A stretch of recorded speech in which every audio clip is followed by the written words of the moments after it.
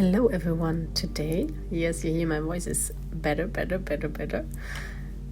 Yes, I have Eckhart talking about these addictions of negative thoughts, negative feelings, this state of being that we are all very used to.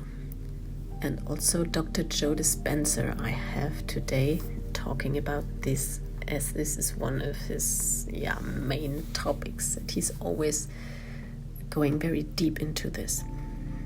And I really love both talks and how they are connected. So enjoy listening very deeply, carefully. And after that, I have a wonderful little excursion for you. So be excited what this little gift is in the end of the two talks, in addition to my other gift that you always get, that I will talk as well about. But there is an extra today. Enjoy.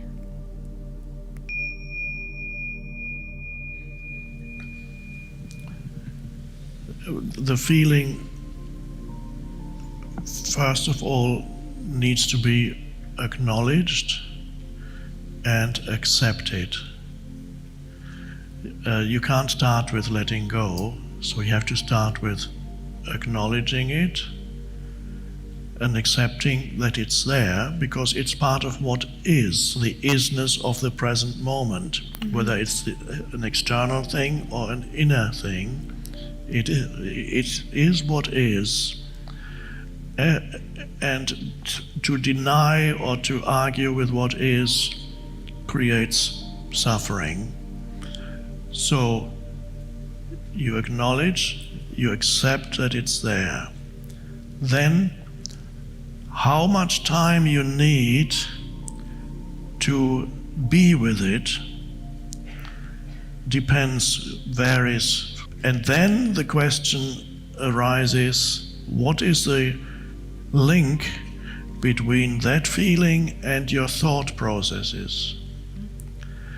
The person needs to find out whether the thought processes keep that feeling alive continuously, whether they renew by playing out, for example, a past scenario in their minds, by reviving memories from the past, by dwelling on certain narratives that are painful, repeating them in their minds. That gives renewed energy to the feeling. So the most important thing is to be aware of both levels. What's the level of my thinking? How does that contribute to the perpetuation of what I feel? And so you also then acknowledge that, these are the habitual thought patterns that go through my mind in relation to the feelings. And then you would begin to realize that the most important step in letting go of feelings is to cut the link between your thinking and what you're feeling. How do you do that? You do it by being aware of your thinking and realizing that thinking is pain. It feeds the old feeling, and the narrative, whatever it is a painful narrative, and you realize that you've been keeping it alive for some years. And when there's enough awareness, you realize that it has no purpose except to make you unhappy and to perpetuate that feeling. However, you need, and this is how you can help, by observing the feeling and seeing how the mind, the mental narrative, has both the mental narrative and the feeling seem to have a life of their own. For a long time they don't want to go, but there is a mental aspect that the pain body needs to rise up into your mind in order to feed on certain types of thinking, in this case the old narrative. So you also need enough awareness to know that this thing does not want to go, because there's a momentum behind thought patterns that have been active in your mind for a long time. So there's a momentum behind it. So you need to be acutely aware of the process of how it creates further pain. And when you look through it and see that's actually what it does, then you've recognized you cannot be deceived anymore by completely believing in it every time it happens. In other words, you see that you create your own pain ultimately. When you see that, that's the beginning of the end. And then you can reach a stage when the pain is no longer, the feeling is no longer fueled by thinking. Then you arrive at a stage where you realize, I don't need the feeling anymore. In fact, you don't need to let go, because then when you do not revive it continuously, it subsides by itself. So you don't need to actually say, I must let go. It lets go of you rather than you need to let go. It's because you're no longer giving it energy. You're no longer feeding it. So that's the process. So you need to let go is a bit like saying you need to forgive. That's another one like that. You really need to forgive. Okay, I'll try. Have you forgiven your parents? Yeah, I think I have. But the forgiveness again is in a similar way happens naturally when first of all you realize that no human being can act beyond their level of consciousness at that time when they acted. So if you haven't forgiven your parents, then you can see they behaved the way they did because they could not have done otherwise. My father, for example, I loved him dearly, well, especially after I became conscious. And before I became conscious, I had a love-hate relationship with him. And I found him very obnoxious, but there was love there too, emotional love. But then, when I was free, I could love him unconditionally, and then I could see that pattern in him that produced so much, gave me so much pain, his uncontrollable anger. Mostly, fortunately, not directed towards me, but directed towards my mother.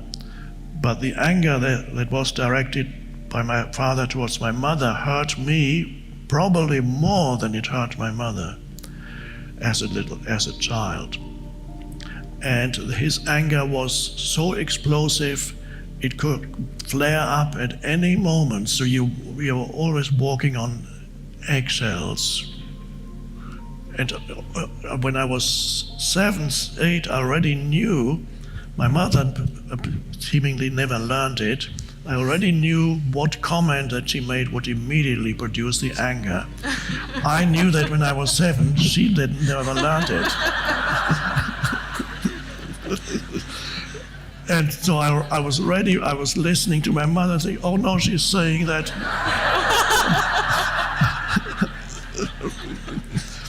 And so there was, I had a dream when I was 7 or 8. I was asleep and had this dream, and in the dream there was a bag under my bed, and in that bag were the body parts of my dad. I had cut him up and had put all his body parts in and hidden it under the bed. So I didn't, the actual cutting up wasn't in the dream, that had already happened somewhere else.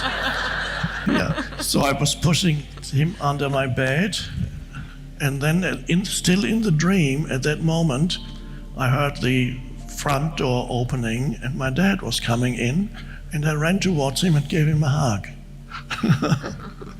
So that shows the conflicting feelings. And then later I realized where that anger came from. I don't need to go into this. Of course, it goes back to childhood, how he was treated in his family, the seventh child, the youngest child. Nobody wanted him anymore. The mother was tired. He wasn't given much attention, not treated well by his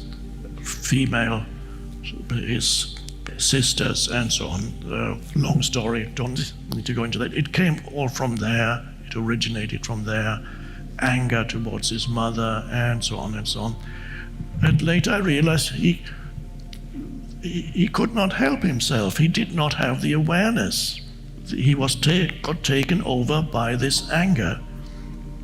And the moment I realized that he acted according to his level of consciousness at the time, I didn't need to forgive anymore, because there was nothing to forgive anymore.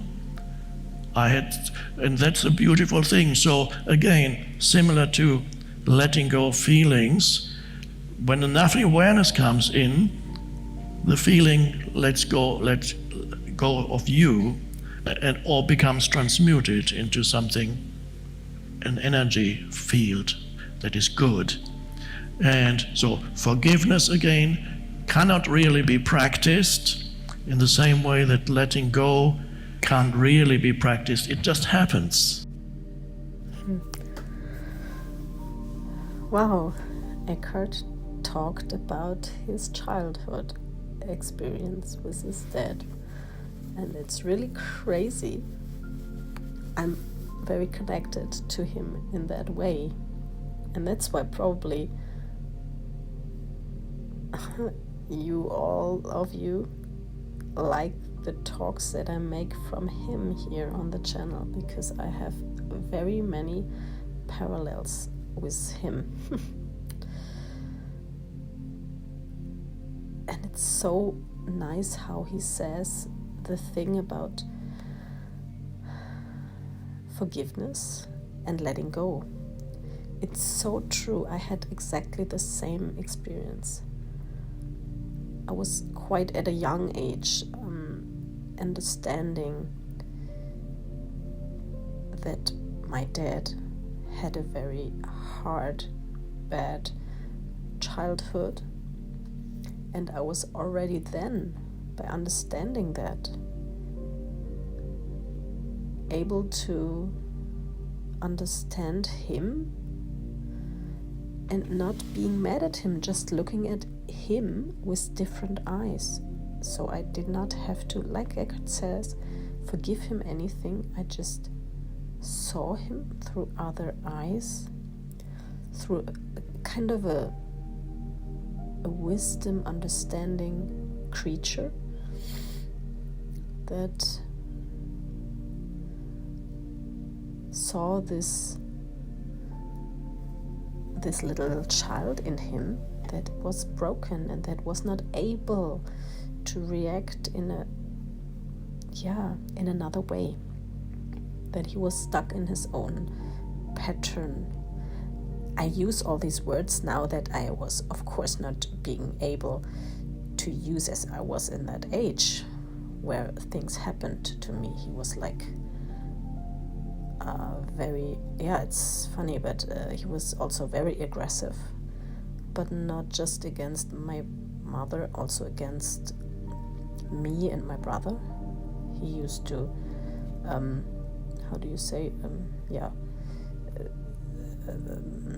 hit us, when he got really angry of being completely out of control.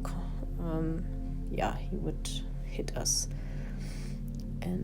But I knew also at the same time, it's funny, but it's the same way that Eckhart explains it. I felt the love connection between me and my dad. I always felt the love. So, and that's probably why I was able to see him through these other eyes as well, because of that connection. Yeah. So, yeah. I also, like, one day, I did not have that type of dream that Eckhart explained, but I had one day I was really mad at him because of something, and I wrote on a piece of paper, I hate you, I hate you, like the whole paper I was writing full was one sentence, I hate you, I hate you. But at the same time, as I wrote all this, I felt really bad, because the other part that is connected to him in love did not want to write that or to really mean that. So, yeah, at the same time, I hid that paper. I did not want him to see it because I loved him. The part of me that loves him did not want to harm him that way. Yeah. So it's really touching to hear this story from Eckhart, because it's very, very close to what I experienced in my past as a child. Yeah.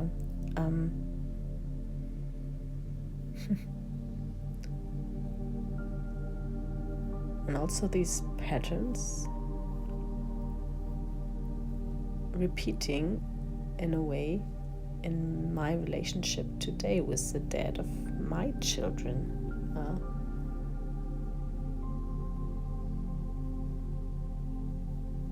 Yeah, that's interesting. So maybe you also find yourself in a similar memory of your past, and also reconnect to that feeling that you don't have to let anything go or have to forgive anything. It really happens automatically as soon as you can connect to the love connection that you have to that person. Because then the perspective changes and you can see through different eyes onto these situations that happened in the past. Really, like Eckhart said, you are not able, he was not, or the person was not able, maybe it was your mother, was not able to behave any other way because of his or her non-consciousness access in that moment. Now let's listen to Dr. Joe Dispenza and his wonderful way of reaching that topic. And all of a sudden, it's a group of sensations, a group of feelings that they have called all along frustration. But the different sensations, the moment you name it, it becomes an emotion. But what it is just bodily sensations. It's energy that's stuck in the body. So the body is looking to go back to the past. It's believing it's in the past. Are you with me still? Yes. So if the person becomes aware that their body is doing that, and like training an animal, allow the body to feel that emotion and then settle it down into the present moment. When you settle it down into the present moment, the body starts to trust the present moment and move out of the past. And there's a release of energy. Then the body goes, well, wait a second, what's going to happen in the next moment? And it starts doing that. And it starts to try and anticipate the future. And you settle the body back down into the present moment. And every time you do that, you're telling the body it's no longer the mind, that you're the mind, and your will is getting greater than the program. And all of a sudden, you start to lower the volume to that emotion. And when you begin to break the addiction to that emotion, the side effect of breaking that addiction is called joy. It's called freedom. all of a sudden the body's saying, I don't want to be tormented anymore. Now, does that mean you shouldn't grieve over things that you lose? Grieving is a biological process. It's neural pruning. It's a death of circuitry. It's a death of emotions. It's the absence, a void of something in your life. And that's important, but in grief, sooner or later, you got to come to a greater understanding about death, a greater understanding about loss, a greater understanding so that you can adapt to those conditions. Every time I sit with someone and they start complaining about their life, and I let them go for a few minutes, and then I go, oh! You know what I say to them? You only complain about your life when it's not working.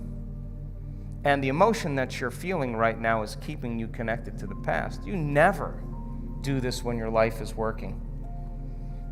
And so I don't have a problem with moving through the stages of emotions. But I also know that what a person really wants more than anything else is to be free. People want to be free. And I have witnessed transformation on every culture, on every skin color, every shape, every size, every age. I've witnessed it. And the same radiance that takes place in a person's face, a light behind their eyes, a different physical presentation of their face is eminent, it's real. And that person has worked to overcome themselves. And so it's not that we shouldn't feel emotions. We should feel those emotions and feel them completely. And like a child, get over it though, and just let it out and then go. When we witness people analyzing their life within some disturbing emotion on the brain scans, over and over again, we saw their brain getting worse. Just worse. And I would go, excuse me, Hector, what the hell were you doing in there? Oh, I was just caught up with my ex and the kids. And I'm like, well, yeah, I want you to know that that's making your brain worse. And so then when they start reasoning that, and they understand, I'm not going to give them the answer to their problems, because when a person is suffering, what are they looking for? They're looking for me to take them out of their suffering, and I can give them the answer, the correct answer to their problems, and they will argue against me. They will argue the entire time. No, but. Well, and no, what I just say, take the ride with me. Give me 4 days. Give me 5 days. Cross the river. Get beyond yourself and get beyond that emotion. And the memory without the emotional charge is wisdom. And that's the name of the game, because the soul can't go to the future, can't create a new adventure, can't journey back to source if you're living by some emotion that's keeping you in the past. The soul doesn't even know what to dream about.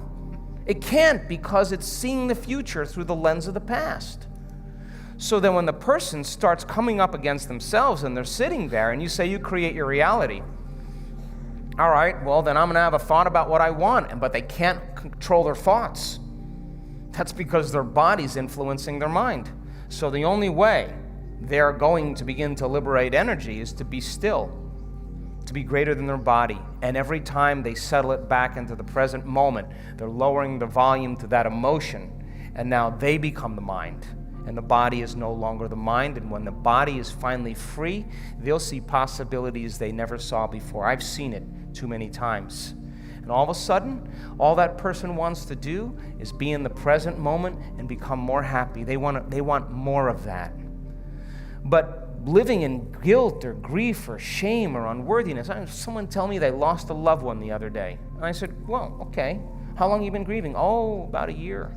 Oh, really? Okay, well, suppose it was you that left and you were looking at the person you loved moping around for a year.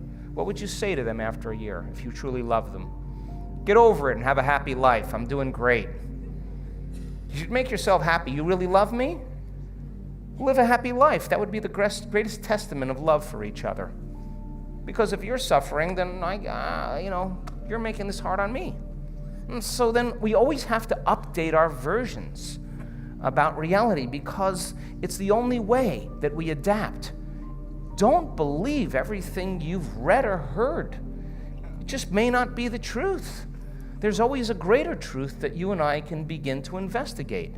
surely someone in eternity has had a similar problem as you and I, and they've gotten beyond it. Yes or no? Yes. So study that person. You want to be wealthy? Study wealthy people. Don't just have some panacea that you're just going to get wealthy.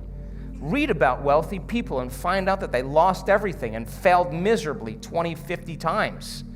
But what they had as a characteristic, a quality in their personality is they were persistent, and they kept changing, and they kept forgiving and letting go of the past and kept going. And sooner or later they ran into it, and when they had all the money they wanted, it was never about the money. It was just about that they could prove to themselves that they can do it. And you and I are no different than that. But if you can't create a future because of some emotion that keeps you in the past, you're going to have to square off with that emotion.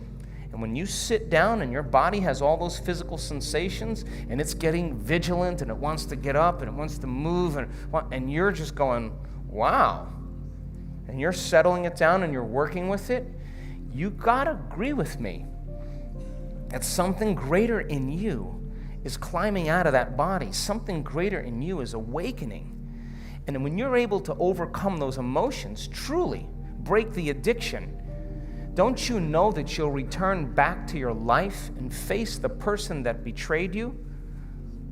And you will see a part of yourself that you used to be that you no longer are, and you're not going to have anything else but love for them.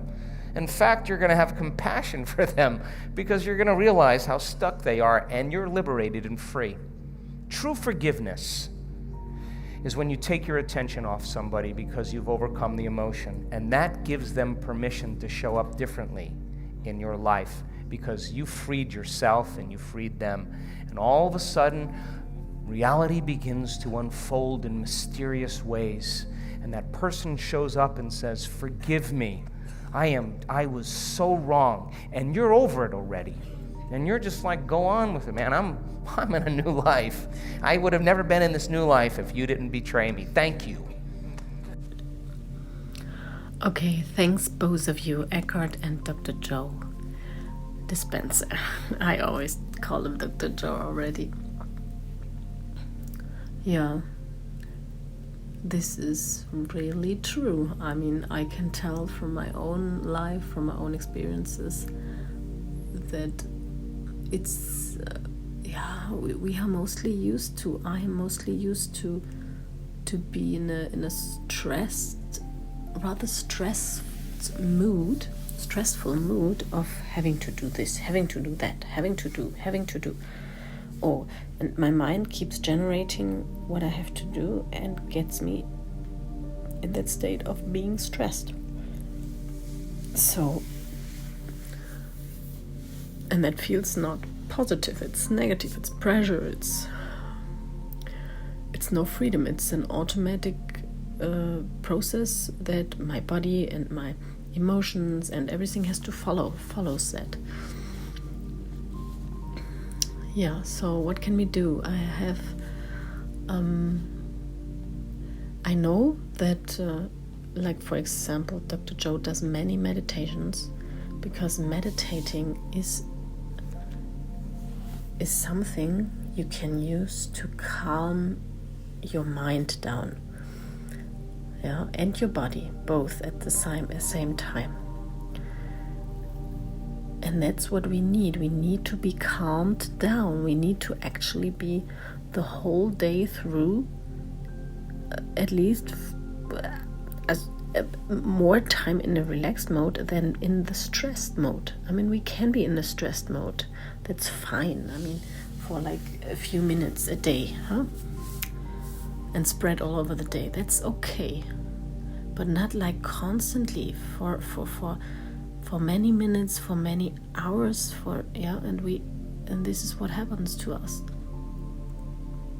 So what you really can do is relax your mind. Sit down on your butt. Close your eyes.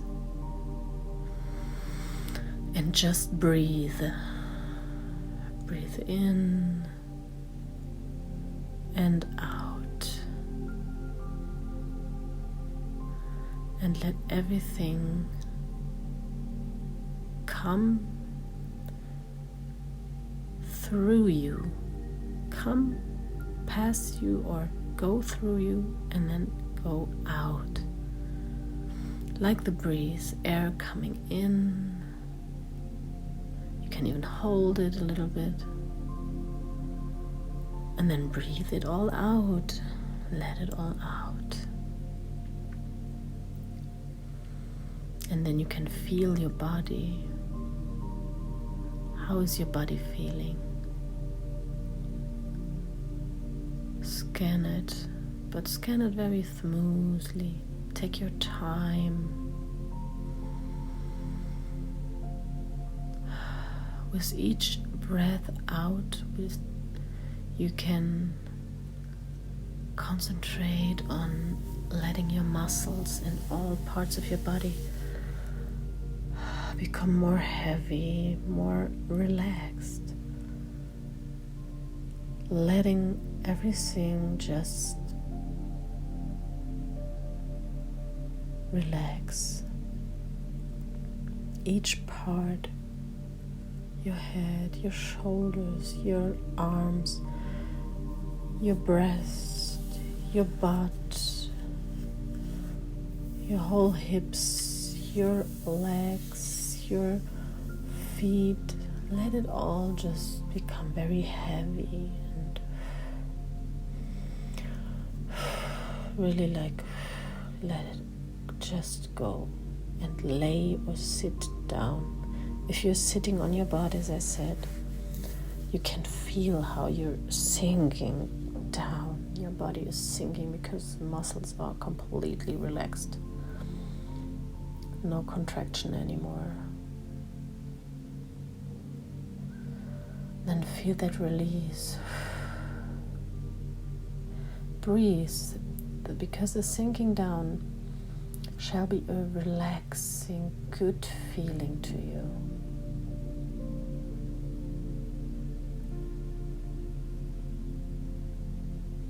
It's almost like your essence, your energy that keeps everything moving, goes out.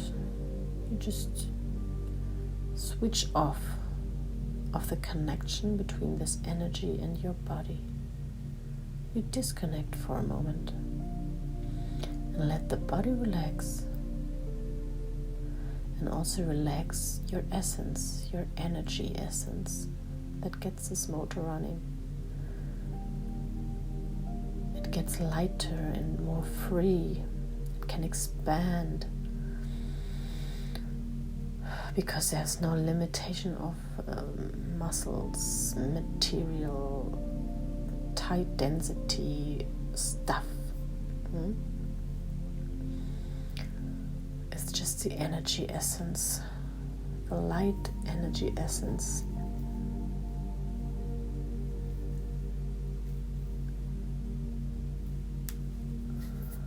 And also your mind, do the same. All the thoughts that come, let them go through you as if they are not part of you. They're just coming from somewhere, going through you and going out somewhere else. So you see, these thoughts are something that comes and goes. It's not you. Your essence, your essential energy is something else.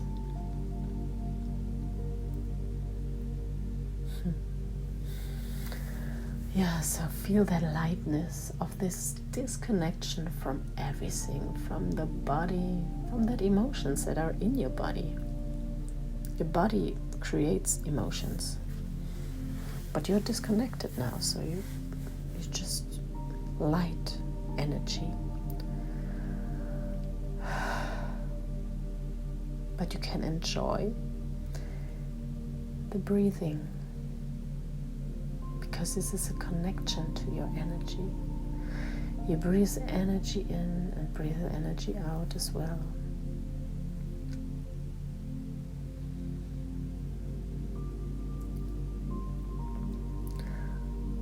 Yeah, so maybe you can feel that that actual being that everybody's talking about, that Dr. Joe and especially Eckhart is talking about. It's around you, it's inside of you now, it's everywhere.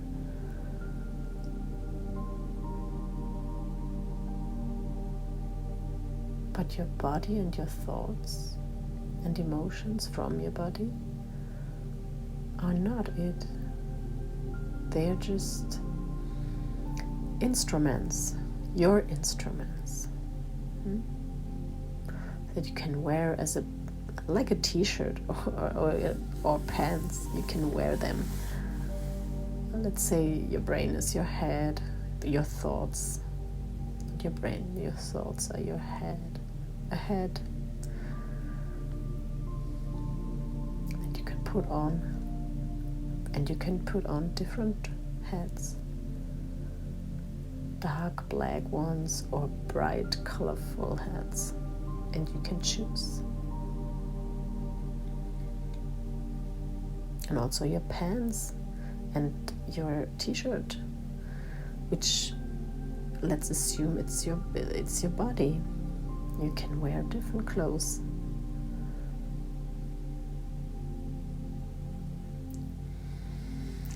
Yeah, and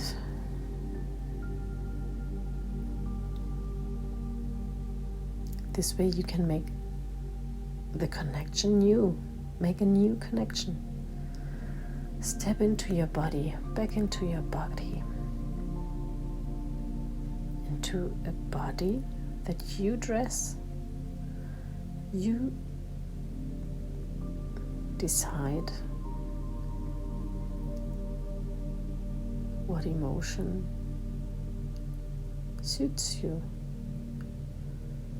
Like a t-shirt, what suits you, which color.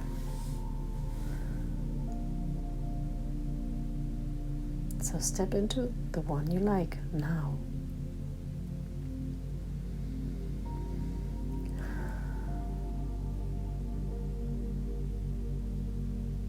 Let yourself connect to your thoughts as well, because there are thoughts already coming, because you want to visualize what it feels like, what it is like, what you're doing with being that other dress, having this other dress on, being that other dress. There are thoughts and visions coming automatically, so let them come. It's your new head you're putting on as well.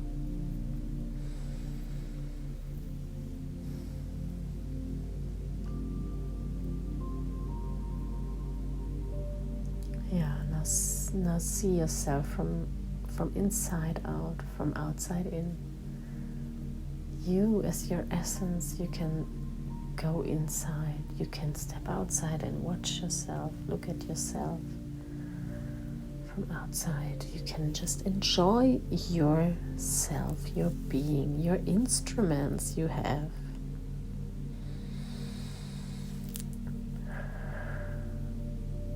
Yes. And now you can open your eyes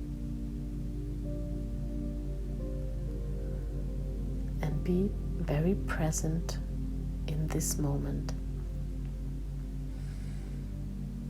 Being something different to just a few minutes ago. And being something you have, your essence has chosen. And that's the freedom that Dr. Joe talked about. The freedom of your own choice. What we all want to have and what we do have. But we forget that all the time by our stressed doing. Okay, but we are that free choice. Have a wonderful day, And whenever you want, whenever you like, book yourself a free coaching session with me. We do a little deeper connection to these emotions that you are very kind of addicted to day by day. And we will make a wonderful session to get this turned around. Turn it out like a root of a plant that is growing and growing, but you don't want to have that in your garden. You don't. So we will pull that root out and refresh that place so you can plant a new plant there. Yeah. And always remember who you really are,